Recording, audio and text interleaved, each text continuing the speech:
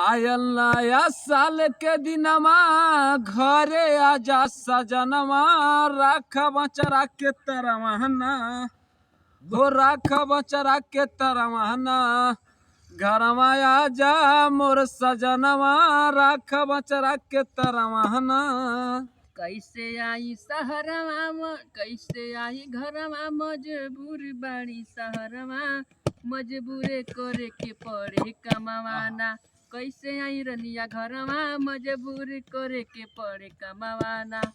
अरे बचपन से मारत रहे गौआ पड़ोस तनवा कैसे घरवा आई ना कैसे घरवा आई ना हिरनिया रहे शहर में मजबूरिया कैसे घरवा आई ना।